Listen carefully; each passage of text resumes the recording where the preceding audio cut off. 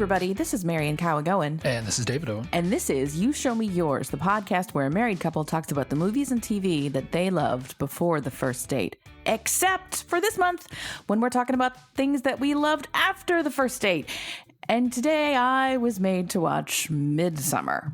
Yes. Oh my God. Your intro is way better than mine. I think I just say after the first night. So Of course, thanks for putting me to shame. Of course it's better. Yeah. Yes. I'm just more creative than you. We know Yes, this. of course you are. Of course you are. Anyway, Midsommar. What did I just watch? You watched, of course, the 2019 Ari Aster directed folk horror movie about Swedish cults. So can I just say, I had seen this, I knew the basic plot of this, and I had seen lots of, BuzzFeed listicles about, 25 Easter eggs you probably didn't notice, and horror movies. And so I knew the basics, and I still, my jaw was on the floor several times because it's just that visual and design. Disturbing and yeah. Okay. Yes. Well, Midsommar, or as some people insist on calling it, Midsommar. Ew. That's weird. Is, of course, like I said, the 2019 folk horror movie by Ari Aster. If you've never seen it, it's about a group of friends, college friends, masters, PhD level students. Hard to tell. Who go to Sweden to observe this once in a lifetime festival. I think it happens every 90 years. And in Haga is the name of the place. Far north Sweden is all we know. And in it's daytime all the time. That kind of mind bending sort of zone of the world. And things happen and things go. They learn about their culture, and there's a cultural exchange. And you might say, the movie ends. Okay, so what just occurred to me is this what IKEA is like? Is this where my furniture is coming from? This is what it's like to work in an IKEA. This is the homeland of IKEA. This is how they make the meatballs. I mean, technically, sure, yeah. They're made out of the bear insides. Oh, no. They take them out of the bear. Well, meat out of the bear. I guess I'm okay with that, but the humans, Yes. Because there was it wasn't we're jumping ahead, but it wasn't explicitly said, but there was some cannibalism going on, right? I don't know, maybe.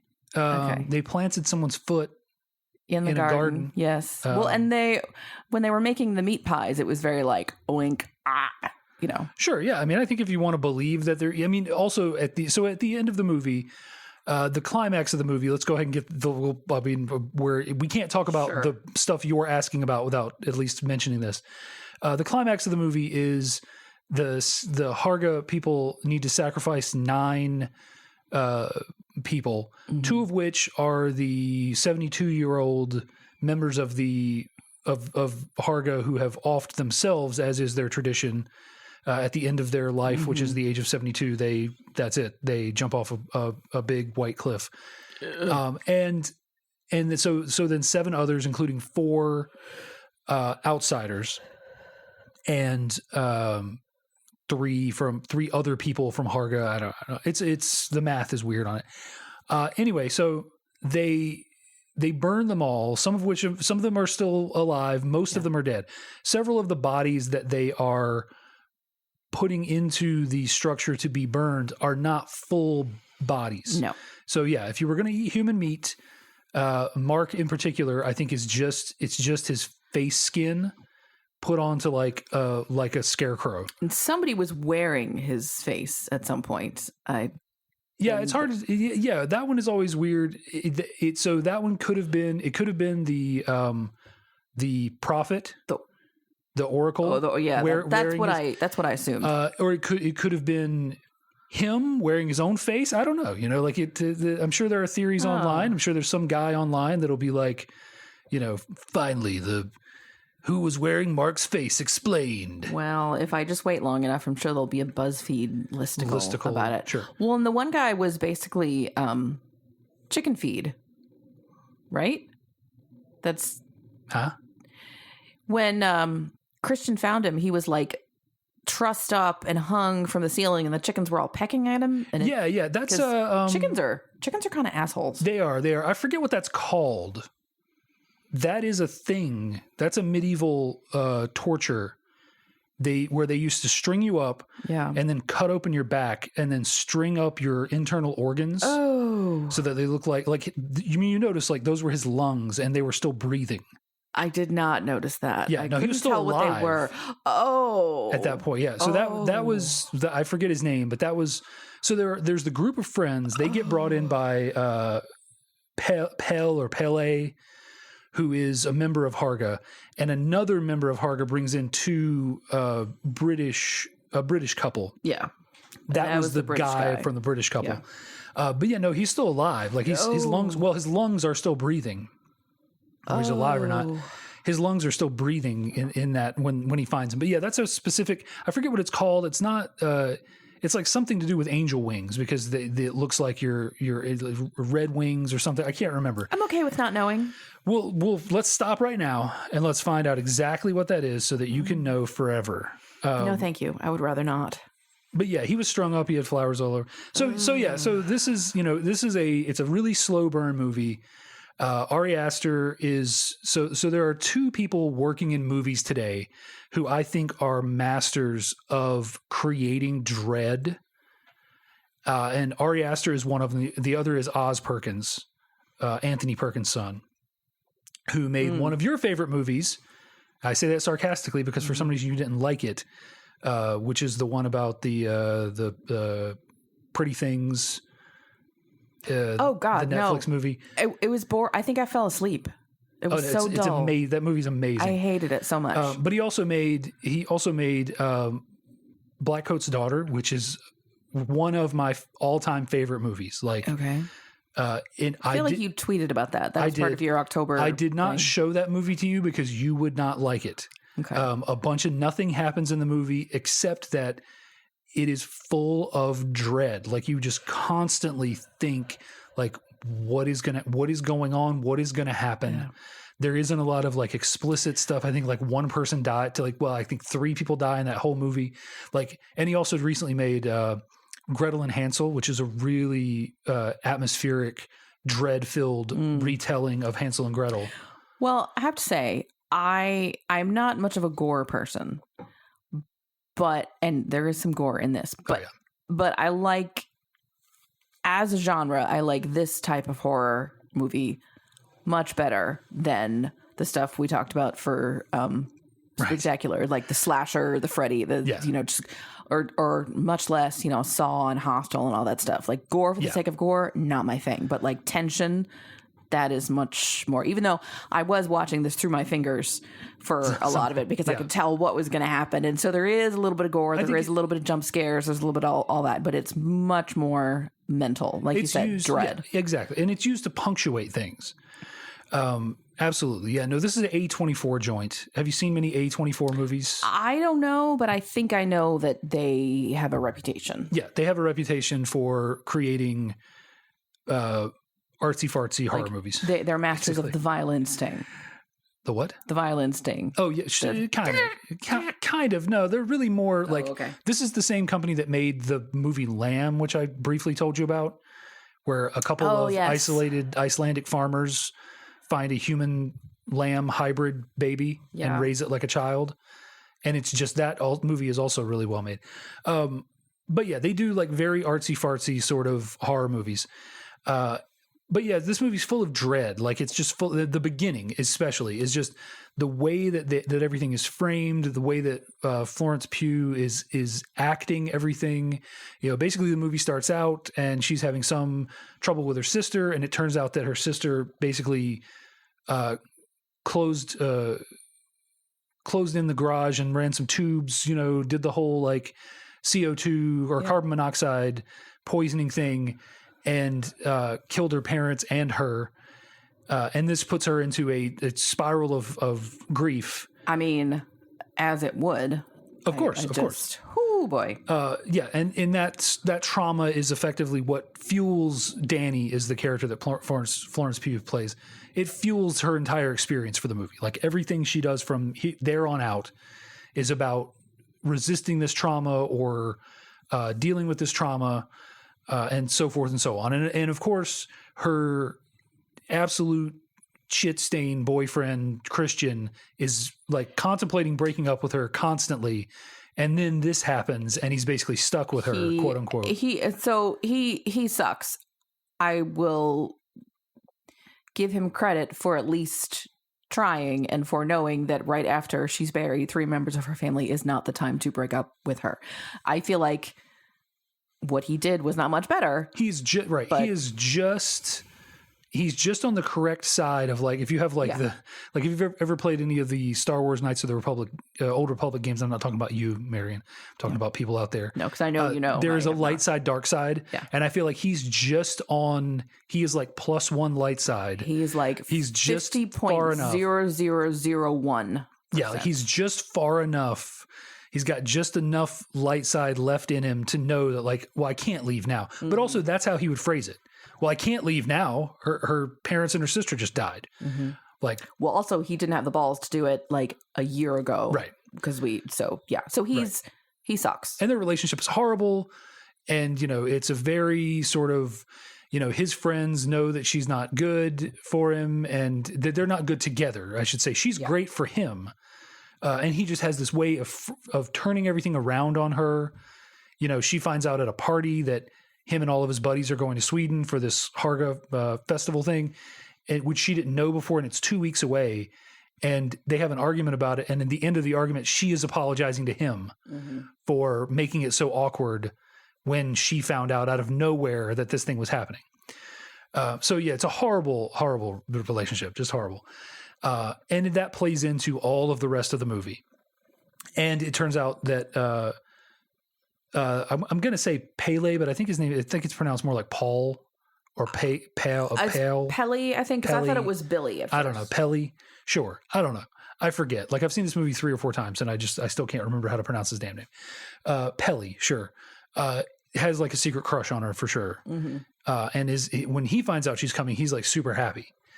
Because apparently bringing people from the outside into the festival puts you on the chopping block, because the other 2 people that brought outsiders both end up being sacrificed at the end of the movie. So yeah, was that like, why was he not? Was it because he brought the May Queen?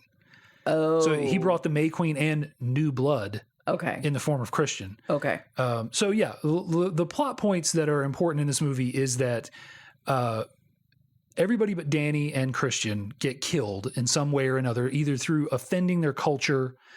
Josh, who is a PhD student who's been writing his thesis on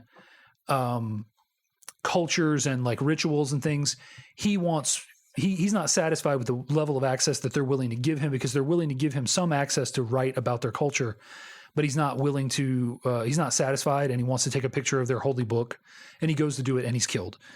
Mark, who is played by William Poulter, and that dude is amazing at playing douchebags. Pretty much every movie he's in. Right. At a certain point, you wonder, is he acting? He is 100%. Really? Have you ever seen him in interviews? No. He has like a very sort of posh accent, English accent. Oh, he's Brit. Oh, yeah. Okay. Yeah. Okay. And he's going to play Adam Strange coming up, which is a whole, or Adam Warlock coming up in some Marvel movies, which was like a real kind of thing that some people were like, no way, and then other people were like, oh, actually. It does an amazing job. Mark is he's just a dick character. Yeah. He constantly is giving like little bits of commentary, and he is constantly giving our cat is just mauling her hand and she won't put her down. I was trying not to draw attention to it. Yeah, thank you. You could have just put the cat down, right? And like she's happier. Her teeth were impaled in me. She's happier now that she's down. He is constantly giving like little quips and stuff, and because his character is supposed to be read as an asshole, he vapes. Yeah. I don't know if you noticed that. He vapes. I did. He's very good at playing an asshole. Yeah. So. Oh, no, absolutely. No. It's the eyebrows. He has these just like permanent angry eyebrows, Yeah. and it just makes him look like a dick. Yeah. He gets killed because he pees on their sacred tree, which is where they put all the cremated remains of their dead. Which I kind of felt bad for him because he had no way of knowing, but go farther in the woods, dude. Yeah. Oh, for sure. Come on. I mean, he was always, you get the impression that these people were always going to die. Yes. Like at minimum, 4 of the outsiders were dead. Yes. Like there are still somehow some unaccounted for outsiders. There were a lot of people who were in, normal clothes when they got there, and then there was no explanation. So I don't know, were those all the returners? Well, yes. So some of them were, clear. but also we are explicitly introduced to 2 Hargites who brought outsiders. They're the 2 that die at the end. When they first arrive in this field where they're all going to do shrooms on their way to Harga, they first meet someone, the first guy who brought outsiders, and they're about to be introduced to presumably 2 outsiders. Mm-hmm. But then a more important character comes up, and they then go and meet him and his 2 outsiders, which are the 2 primary outsiders, the 2 the British couple. Yeah. The other 2 that aren't in the group that get sacrificed. So yeah, it's a little vague. Like there are at least 2 outsiders that are unaccounted for, but they kind of just gloss over that. Yeah. But yeah, by my calculus, there are at least 2 outsiders that are unaccounted for. Maybe those people were just killed because they needed killing. Yeah, maybe. Yeah, maybe they just were killed. Maybe that's who they were eating at the feasts. Yeah, so Josh gets it because he's too curious for his PhD thesis, and you can hear that purring. That's great. Yeah. And Mark gets it because he's a douche. Yeah. And the couple get it. Did you notice? They're trying to leave. Yeah, they're trying to leave because they're freaked out when the ritual suicide happens. Again, unsurprisingly. Right. Yeah. Did you notice when the female got it? No, was it in the background? Because someone said, "Oh, I saw her doing a sprinting contest." And so there are 3 or 4 scenes that happen all back to back. Okay, and they all feature a distant female scream, and the primary character in the scene takes notice of it. No one else does. Yeah, but then is like, "Oh, okay," and moves on. Yeah, no. So I did notice that's that when a little bit. That's when she gets it. Okay. The boyfriend is already dead. Yeah. Like the boyfriend is dead before she even goes back to get their stuff. Well, and the villagers, whatever, they weave the story for her. Like, oh, he left already, and there wasn't room in the truck for It's a very improbable story of the truck only seated 2, and he went ahead, and this is like he'll come back moments after they had obviously been together because. Yeah. It seems like off screen they had a conversation which ended in, okay, we'll get the truck. We'll take you to the train. Why don't you, lady, I forget her name. I should have written it down. Go and get the stuff. Yeah. Go get the bags and come back. Yeah. And so she goes off to get the bags. They kill the boyfriend. She talks to their sort of leader guy. And he's like, oh, I met the truck and we don't break traffic laws. She's like, I could have sat on his lap. She's like, oh, we don't break the traffic laws. Yeah. So it's all very sort of suspicious, and you're supposed to be suspicious. And then later, it's like, oh no, the boyfriend called and calmed her down, and we took her, and so she's fine. Yeah, you're just like, this is very convenient that the person right next to me happens to have the full story. Well, and when Danny goes to make the meat pies, the woman that's roping her in to do that also has some of the story. Like, oh no, yeah, it's fine. She's gone to the train station. Yeah, like they took her. Yeah. One of the guys overhears the conversation, and one of the Harga guys just pops in. Oh no, I can speak on that. Yes, no, I took her to the train station earlier. Her boyfriend called on the payphone that's at the train station, and he calmed her down, and then she apologized, and we took her to the train station. And she's gone. I like that note. And she apologized. Like, for what? I think he said she begged forgiveness or something like that. In this scenario, he's the asshole. Right. Like, yes. Yeah. All of these people that go to this thing, they're all dead. Yes. The interesting thing that I want to know about their culture that I don't know is, so this festival, which I take to mean the burning of the yellow building, only happens every 90 years. But the Midsommar festival happens twice a year, every year. It's unclear which parts. Or not the Midsommar, but they have a solstice festival. Yeah, it's unclear which parts are every 90 years and which are... So the May Queen is every year. Yeah. Because there are far too many pictures. Sure. You go back 2 or 3 May Queens and you don't have photography. Sure. And there's a whole wall of pictures of May Queens. So at the very least, there's a May Queen every Midsommar. festival. So you assume, like, do they only bring in outsiders once every 90 years? Do they bring, because they do talk about how tightly controlled their bloodline is, because Josh asks them, oh, is there any concern about inbreeding with this small contained population? He's like, oh, the bloodline's very careful and all matings are pre-approved. Well, I noticed, so it's interesting that, so their oracle, like their, I don't know, the one who interprets or writes new sections of the Holy Book. He's supposed to get like direct spiritual advice from their deities. And they say, oh, he's chosen because his mind is unclouded. Well, he's got some facial deformities, which are supposed to indicate some sort of level of developmental disability too. I feel like that's usually not how that works, but okay. Well, I mean, I think that's how inbreeding works. Well, okay. Right. Like there's that famous family, I can't remember. Oh no, the Habsburgs that had the chin. Yeah, they had the weird, the other day. Yeah. And that they just looked crazy because they were inbreed for so many generations. Well, so if we're going on that the facial difference is is a result of inbreeding. Yeah. I feel like I noticed several people who had like one eye was shrunken versus the other, or there were a lot of, so it was sort of a light hint that the new blood, there's not enough new blood. Maybe not enough. Yeah. No, I think one of the biggest compliments you could be paid as a writer or a director, I think Astor wrote and directed this, is people asking questions like this. Like, I want to know more about your culture that you created, like this thing. And I mean, granted, this is, I'm sure, based on some actual Swedish culture, but some are aspects of many probably. Yeah. But I know this movie originally came to him as a straight up horror slasher movie that involved a Swedish cult. And he was just like, good idea, but I've got a better one. And rewrote it all into this. So like, I think that's one of the biggest compliments you can be paid as a writer is to be told, like, your world you've created is so interesting.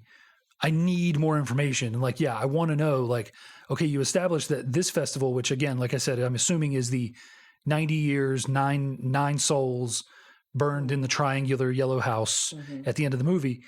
That's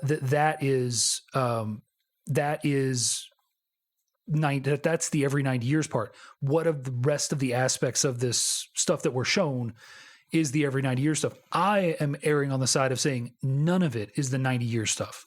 That everything but the yellow house and the nine souls happens every year, including the two jumpers, the 72-year-old jumpers. I was curious why there were only two, though. I wondered, was it like everybody else on your 72nd birthday, but if you happen to be born in the first part of June, well, we're going to postpone it a little bit and you get to do it at the festival. Yeah, maybe. Talking to the mic. A little behind the scenes here. She's still fighting this cat. She keeps getting up on the table. Yeah. I would say just keep putting her down. That's what I'm doing, but she... That's not how to categorize what you're doing. I'm trying. There's an extended amount of play fighting. I'm not You're not play fighting, but she is. Yes, right. Okay. Anyway, away from the cat. So this is like the discussion of this movie is totally disjointed, like as I think it has to be. You're either here because you've watched this movie or you have some vague idea of the plot. Well, based on our sort of musings here. So let me say, I suspect that you're probably not listening to this if you have not seen this movie. I hope you're not.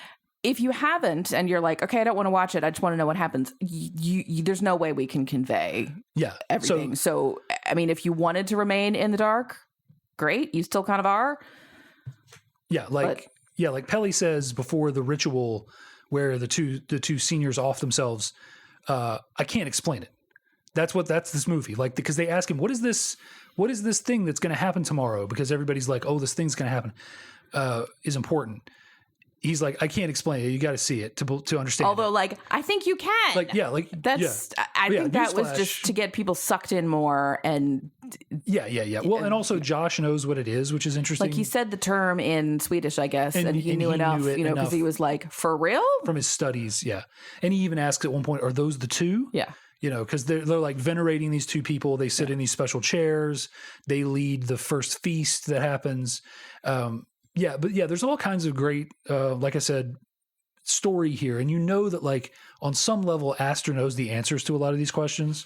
which I think is great. And I think that's something you need. Like, I remember I was going to make a short film in a video game. Like, way back in the day, there was this particular video game called Quake, and people started making movies in it, using the feature to, you know, get a bunch of people on a server, and people walk around and you record your voice and you make little animated movies, and it's great. And I was going to make a little movie, and I spent so much time writing like the backstory and all of the aspects, because like I was in that same mindset of like, because the movie was going to be like 2 minutes long, and it was going to feature plot elements that were not explained, but I needed to understand them in order to write. They were like, these plot elements were not going to be presented, but I needed to understand them.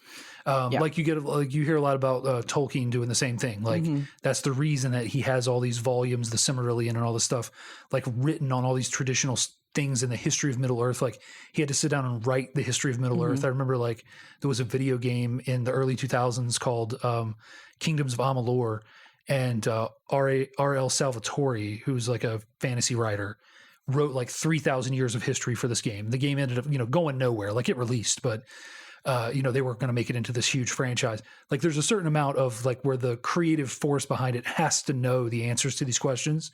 And I would love to pick his brain about it, but yeah, there's so much going on with the rituals and the colors that are selected, and like everybody's wearing, like the guy in the beginning tries to explain the garments that they're wearing, and he kind of stumbles around the word hermaphrodite, but like they're kind of all, even the men are wearing kind of like dresses. And I think that's what he's trying to say, is that like it's unisex, like the men and the women are both wearing the same kind of garb. And he kind of stumbles around in English. There were some men wearing pants, and I thought I saw some people who had long hair wearing pants, and I wasn't sure if it was just boys with long hair or was a girl, who knows, but it's all a very Scandinavian look, white fabric with the colorful embroidery, and it was all beautiful and very visually seductive, and you can see why people relax and are like, this is great, and then idyllic, it's sort of, too late. Countryside. And one of the things that they smartly do to all these outsiders is they keep them high on shrooms and all sorts of natural hallucinogens immediately the whole time. Dude, I don't care how long I've known you. I am not taking drugs within 30 minutes of getting to a new place that is 4 hours from civilization. Yes. No, sir. Oh, totally. Speaking of rituals, you had an astute observation during one of the feast scenes where Christian and everybody are there, and you notice that his drink is a different color than everyone else's. Did you figure out why it's a different color? Well, there was they seemed to want him to be very virile and probably fertile. So was it something like that, or was it just to mark him, or like he's the one who gets the special pie, or I don't know. So do you remember, so this involves the pie. Okay. Do you remember the tapestry that shows the love potion, the love spell? Yes. Right. So one of the things is the woman puts her pubes in. Okay. I didn't see that because I was too focused on she was giving herself like an episiotomy or something that was just sort of gross. I don't know. So anyway, one of the things that that you do in order to entice the man is you make him a meat pie that has your pubes in it. The other thing you do. Why did I not know that in high school? My life would have been so different. Well, anyway. So here's the other thing you would have done. Yeah. You menstruate into his drink. Okay. So did you miss that frame where she's crouched over a cup? I did. And there's menstrual blood. I did miss that. Dripping into it. Here's the thing though. You are not fertile on your period. So Yes. No, I understand that as well as you do. Now it was it was a few days. Like when is the ovulation? Like when is in relation to your period? Well, it varies woman to woman, but it's certainly not, at least a week. Well, and they were there for a month. So we aren't given any time. They were supposed to be there for a month, but no, the festival is only a week. So it definitely wasn't a week. That's okay. A couple of days passed, but also we don't know the status of menstruation. That's if she she obviously knew because she is from the very start on the prowl. Yes. So she obviously knew she was targeting someone. Pre-selected so she has to be because she is just like Pele says she's just passed this milestone. Well, yeah, and we see her in the bathroom primping early, and she's doing that breathing, which seems to be like, I don't know, courageous breathing or whatever. So like she's clearly, so she is, her mission during this whole festival is to pick one of these outsiders and mate with them. So she is clearly in the way during the festival. What I'm saying is she had some saved up. That there's pre-planning to this. Oh, she had a vial somewhere that was saved up. So that tapestry shows the love potion, and it is a meat pie with your pubes and a drink with your menstrual blood in it. Okay, well, and maybe that's what it was, and not an episiotomy, because I was like, no, she was cutting pubic hairs. Okay. Well, there was blood too. The blood is after, Oh God, I'm glad I didn't. And that's also why it's that color. It's why it's that color, yes. Because everybody else is like a pale yellow, and his is like a pinkish. Why is dude not saying, "Hi, mine's gone bad. It's different color." What in the? Well, he's high on mushrooms. Dude is willing to drink anything that anyone gives him. Like, there's a part where he's like, "I don't want a bad trip," and they're like, "Oh no, it's fine," and he drinks it anyway. Like, no, you need to hydrate, friend. He deserves to die. He's stupid. But also, by that point, he has had a one-on-one conversation with like the leader of the women of the village, and been told that he's been approved to mate with this girl. Oh, and so like he, on some level, from the moment he gets out of that, you see the actor, I forget his name, is depicting the struggle that his character is going through. Like Low Rent Chris Pine is depicting the struggle that his character is going through. Chris Pine. No, not Chris Pine. I'm sorry. Chris Pratt. Chris Pratt, sorry. I'm thinking of the other guy from Bull. That's Low Rent Chris Pine. sorry. I've got that on the mind. I need a Dakota ring for your Chris, Low Rent Chris Pratt. Your Chris list. You can see like he's going to some effort to show that he understands at this point that the infidelity is on the table if he wants to do it. Mm-hmm. And he knows on some level that because she tells him straight up, it's to break down your defenses. Like, so he knows at some level that if he drinks this, that's kind of like the Faustian deal or whatever. Yeah. Like, this is the point at which he knows, like, if I drink this, there's no going back, because I'm not necessarily going to be 100% in control of my faculties going forward. Sure. Yeah. So I'm glad I could share that with you. And if you wanted to cast any love potions, now you know exactly what you need. But I don't need to, because you're already in love with me. I am. Maybe just to like boost, so for some insurance. Is that how it goes? All right. Well, next time I make dinner, floss afterward. If I have my own meat pie, then I did make. You made chicken pot pie. Chicken pot pie. Yeah. So I don't know how much more we necessarily need to say about this movie. Yeah. Like, your big comment afterwards was that it's messed up. I mean, extremely. Although I am seeing the very cold logic in some of these practices. Sure. Yeah, it makes sense. You need new blood in your bloodstream. Yeah. And even though they drugged him, like he didn't technically, they didn't force him. I mean, I know legally someone who is incapacitated in that way can't consent, but when I saw all the women in there naked, I thought he was going to need to have sex with all of them to even though some, I was like, okay, menopause has happened there. No shame in having gray hair and a belly and saggy breasts, but at a certain point, these are mostly the older. There's a categorization system that I think that ends at 37 and goes up to. Reminded me of Old Salem. Old Salem, yeah, it does. Yeah, so if you don't know, Old Salem is this we where we live in North Carolina, in Winston-Salem. There is this preserved village from the 1800s called Old Salem, and there are specifically houses.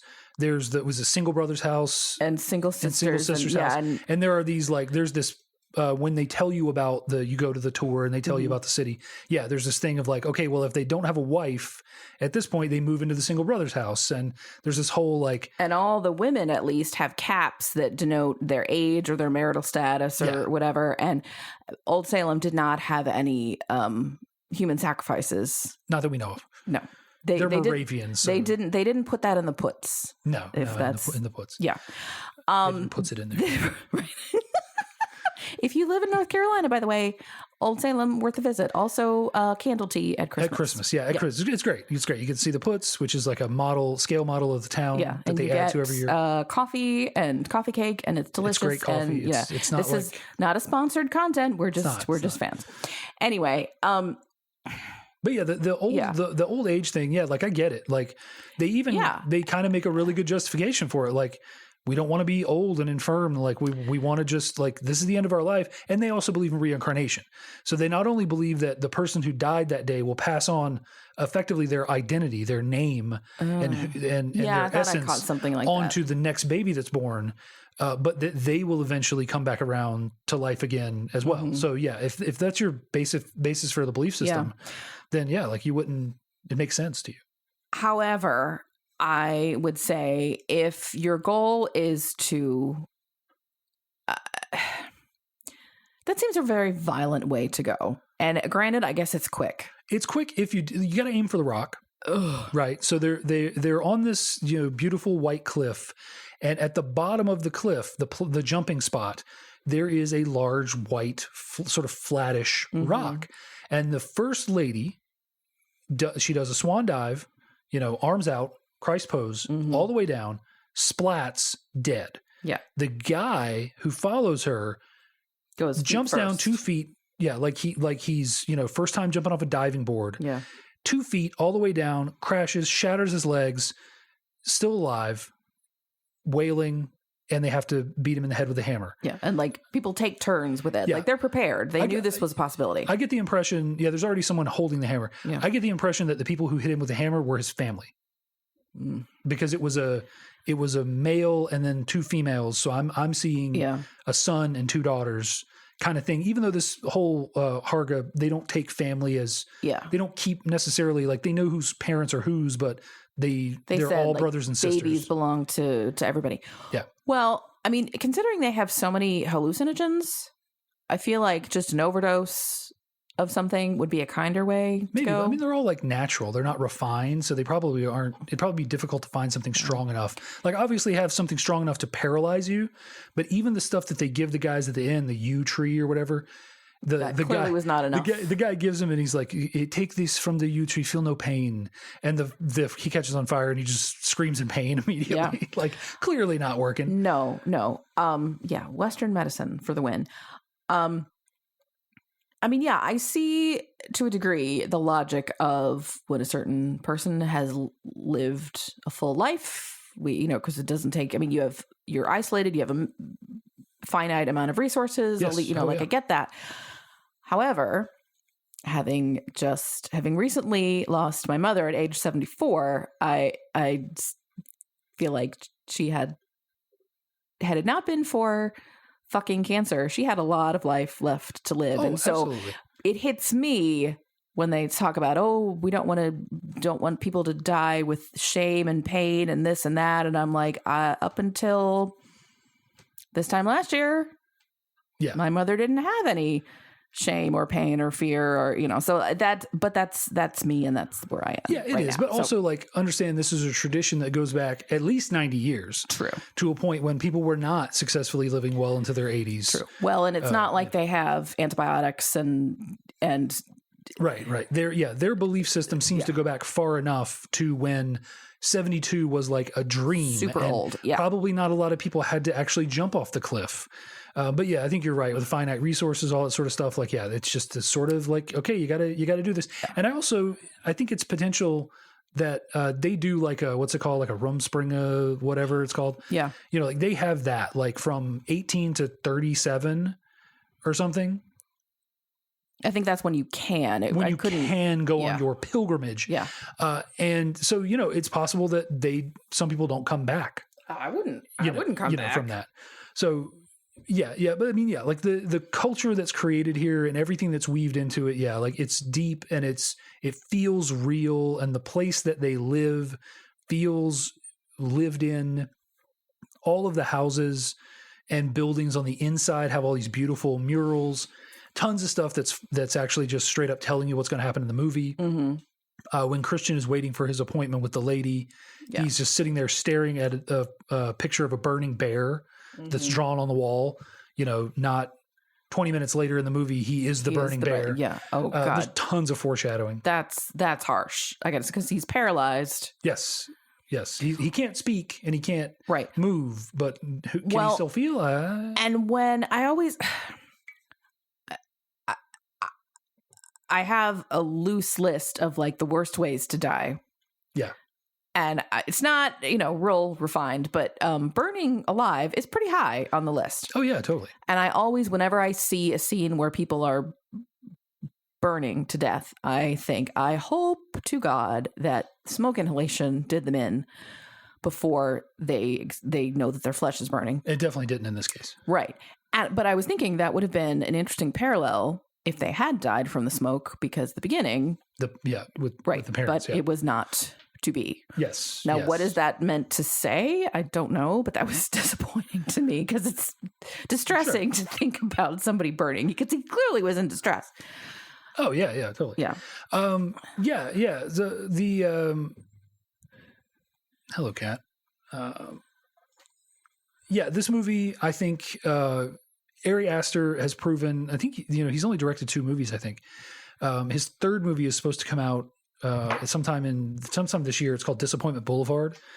It is described as he described it as a 4-hour long, he may have been joking there, I don't know, comedy horror, which is starring Joaquin Phoenix, Nathan Lane, and Parker Posey. I'm just looking for names that I recognize, and others. That is Michael Gandolfini. Like an interesting mix of people. Yes. Yeah. So, it's another A24 joint. So, it's going to be all horror, but he says it's a horror comedy. Yeah. Like in Hereditary before this, like he has proven himself to be a master of the craft. And he has a really good eye for framing shots, holding on stuff, just letting stuff just live for a second.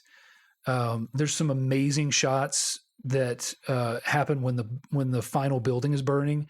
There's a shot that they shoot of the building, and there's this like fire tornado like coming off the side of it, and it's just like, if that was not CG or like they didn't do something to get that, like as a director, what a shot to have this like wisp of fire that's like spinning up off of the building in just this almost unnatural way. Like speaking of the burning building, one of the, I think they called him a volunteer.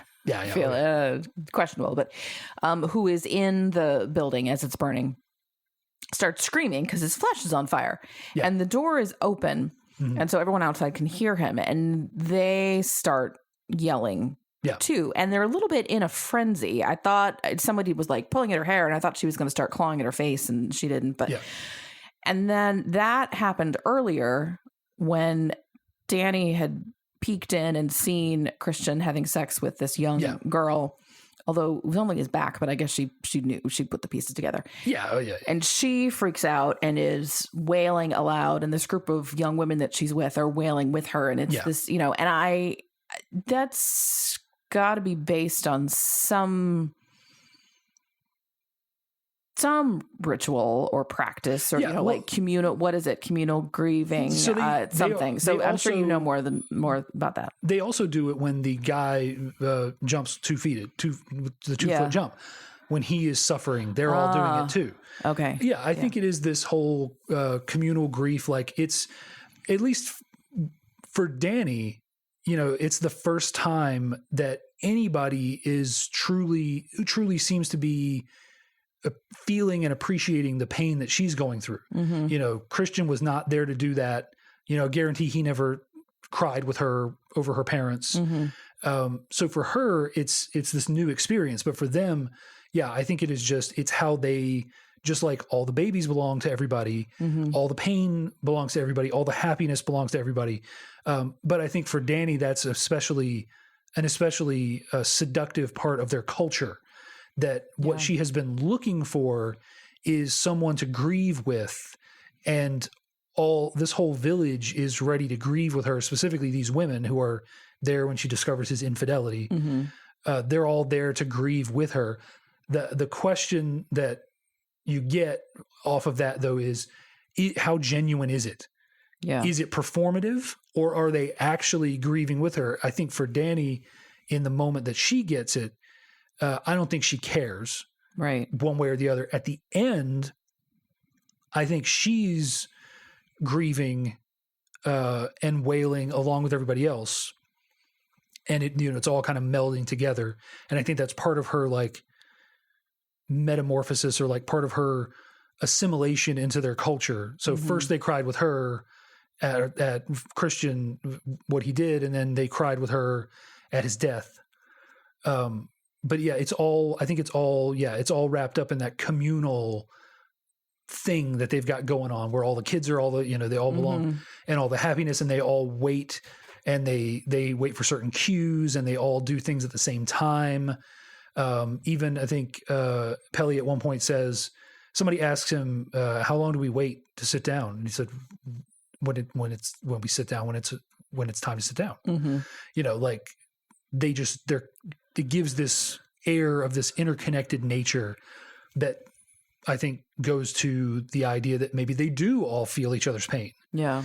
And suffer with each other and have happiness with each other and everything. That does remind me, though, talking about the visuals, the part at the end where she's in the full May Queen, this cape, flower cape, and she's wailing, and like she's like walking very sort of like this labored walk.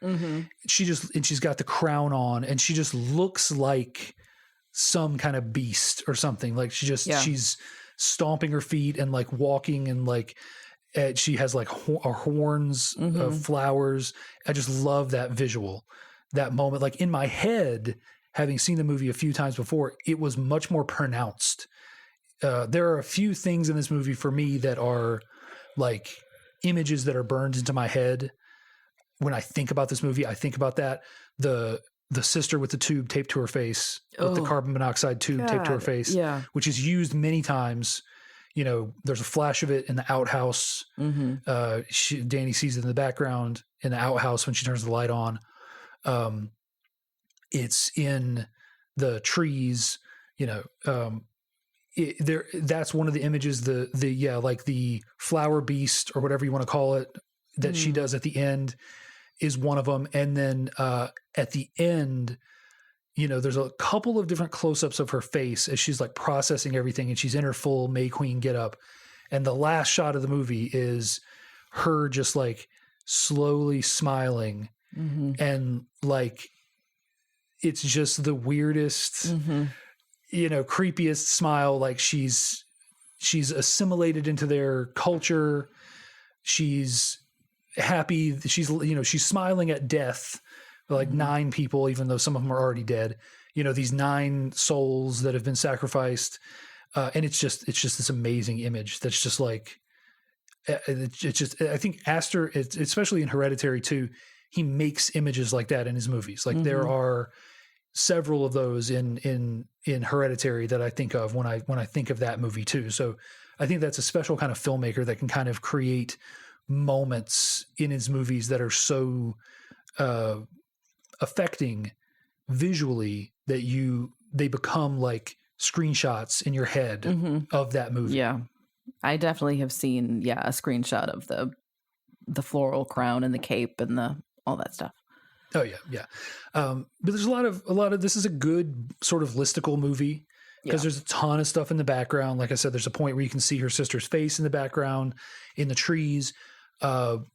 All the times that they're on hallucinogens, and we went back and I showed you some of this, everything is moving. The hills in the background are moving.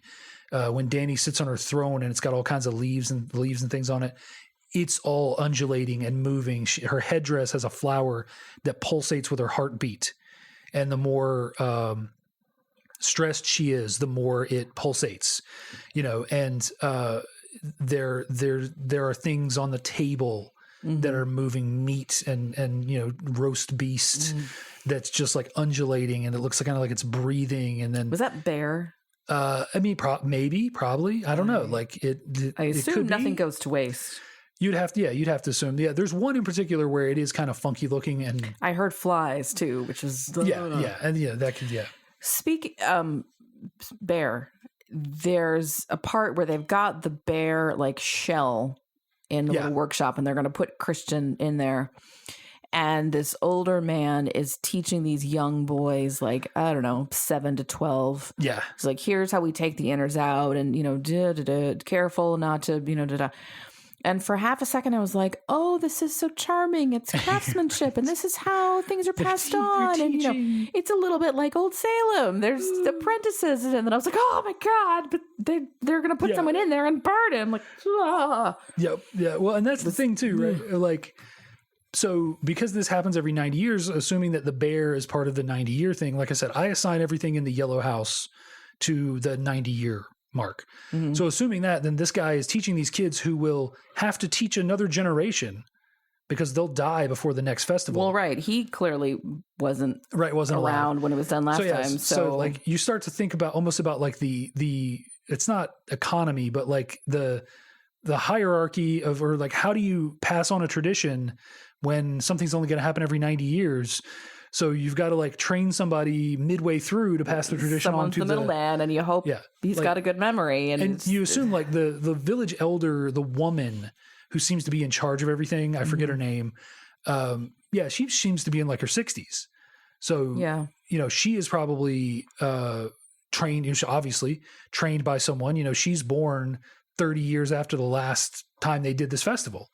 So someone passed it on to her so that she would be there to oversee the festival. So like it becomes a very interesting, like, it is curious. Ahead? It is curious. Yeah. You would think it would be, every 60 years or something that is less than the maximum lifespan you have allowed people.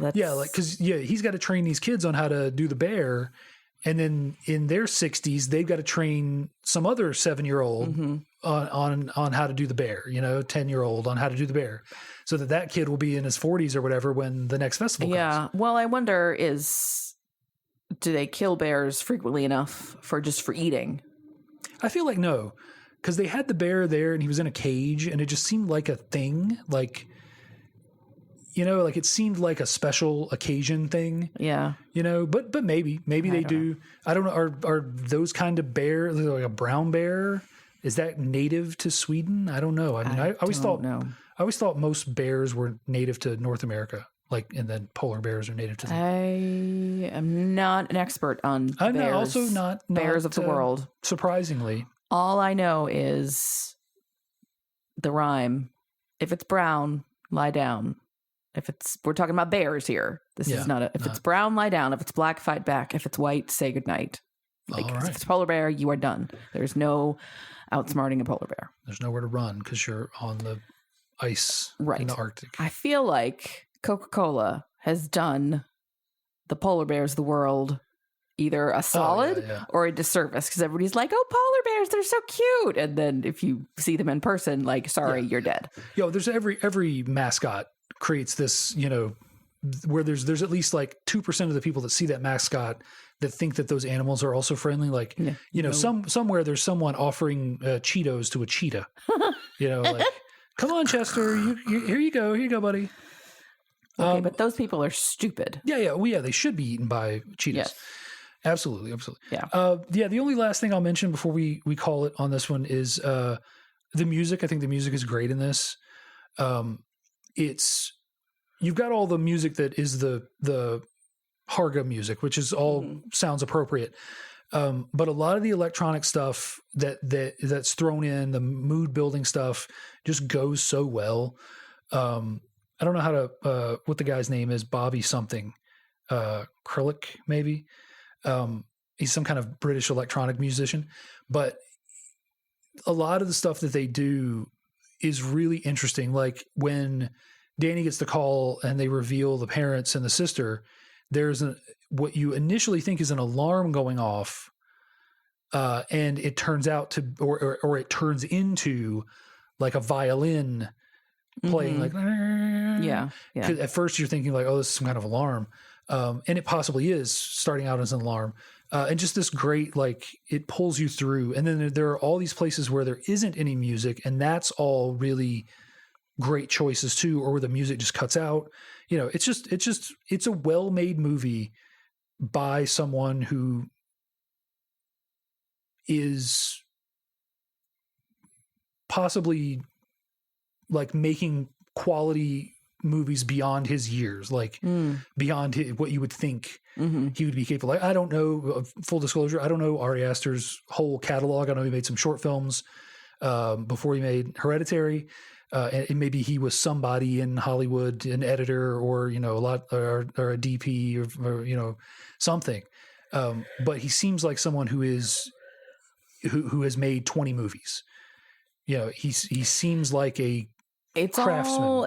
It's all very neatly done, and there's no loose end. Well, few loose ends. I maintain that there could have been a connection between the carbon monoxide. Well, you could have. I mean, and they did bring that theme in a couple times in Danny's hallucinations.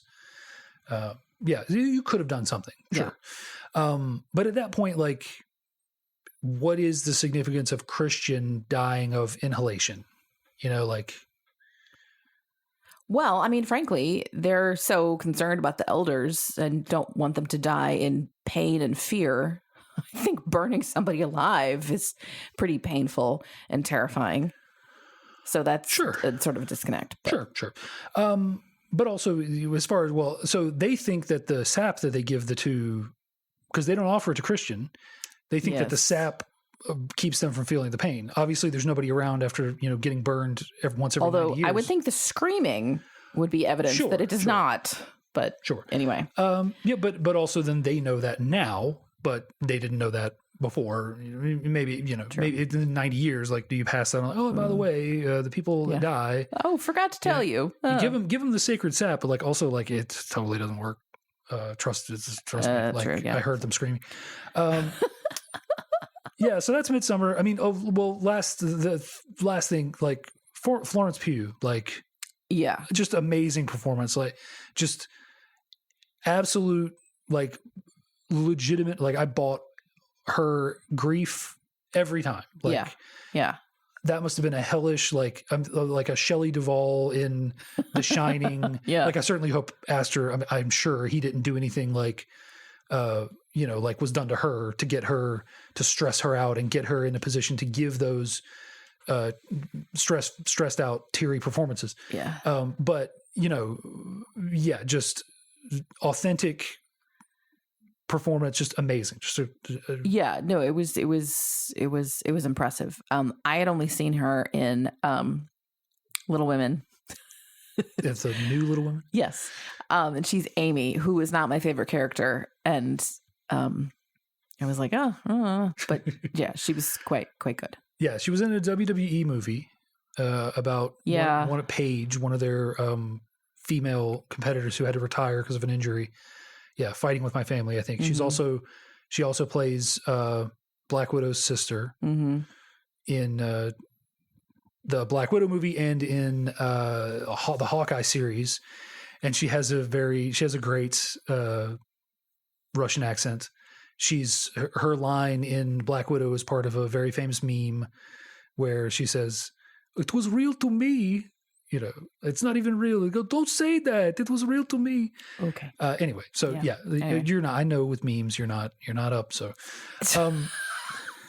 more like with anything Marvel, I'm not up. Well, today. It's transcended Marvel. Yeah. But yeah, just amazing performance. I even think that the low rent Chris, he played that so well. Like, he really was like he really was just like a great, horrible boyfriend. Yeah. Like, just manipulative, and he sold it all so well. And like I said, like, he definitely said at some point, well, I definitely can't leave her now, you know, to his friends. Like, no, well, and frankly, no, you can't. Like, you know, but you should have done it a year ago, and then there would have been no guilt. The other one, Josh. Yeah. He that actor was on The Good Place and was playing kind of a nerdy philosophy professor, and I just saw this as like Chidi light. Chidi if he were an anthropologist. So yeah, it would be interesting to see the take on him from someone who had not seen The Good Place, but it just seems like the same. I've not seen The Good Place. Person. So yeah, it's the high recommendation. Like, yeah, it is. There are crazy parts to it. It is quite disturbing, but it's not gore for the sake of gore. Yeah, no. So, and if you've seen the listicles, read the plot summary, like you haven't really seen it. So yeah, no, it is. There are some movies where I can just explain to you the story, and then some of them it's about the experience. Like this is one that is just about the experience of going through it. And the Hereditary is much the same. Because honestly, now that you've watched this, Hereditary is not that far off. Because they're both about creating trauma. That little girl creeps me out. Well, okay, sure. She's just no, thank you, no, thank you. All right, well, I will pass. Anyway, yeah. Anyway, yeah. Is that all? I think that's it. I think we got everything. Yeah. Well, hey, folks, we would love to know what you think about Midsommar. Did this make you think twice about shopping at IKEA like it did me? I don't think they do that to anybody at the IKEA. I think they just sell the meatballs and the affordable flat packed furniture. But I don't know. Now I'm having second thoughts. We'd love to know your thoughts on the movie, on how to get our cat from jumping on the recording table and destroying things. Yes. Any of those things. So you can reach out and let us know. You can drop us a line. You can tweet at us or send us an email. Our my God, I can't talk today. Our handle is the same. Our handle is the same at both. It's YSMY Podcast, YSMY for you. Show me yours at Twitter and at gmail.com. And we now have a Facebook page. And if you are lucky, I will remember to put up a picture of our mischievous cat who is causing all this trouble because she's super cute despite all the trouble. Yeah. So you can see who's causing all the cat that you heard meowing, you can see her. And on the Facebook page, we have, links to all the episodes and other interesting stuff. So look there too. We typically have new episodes every 2 weeks, every other Wednesday. So 2 weeks from today, no matter when you're listening, there will be a new episode. You can find all of our episodes on most of your major podcast providers, specifically Apple Podcasts and Pandora. And while you're there, we would love it if you would rate, review, and subscribe. If you subscribe, that'll mean you get our latest episode right in your queue. And if you rate and review, that helps other people find the podcast and lets us know that we are being listened to and makes us feel loved. So do that and tell your friends. Yeah. However, this month we are doing new episodes every week. So next week, 7 days from today, there will be a new episode and I am the host and I am going to make Dave watch Hamilton. Great, wonderful. Yeah. So, yeah. Hamilton, I can't wait. I haven't seen it. I can't wait. I will sing. He thinks he's seen it because I sing along to it. That's my shower music. I sing and I really shouldn't sing, but I do in the shower and I have fun. Ready for some colonial raps. I am the ALEXANDER. We are meant to be. Okay, anyway. Great. So tune in next time for Hamilton. And maybe I'll sing it. Probably not. We'll see. So thanks for listening. We will see you next time. Bye. Bye.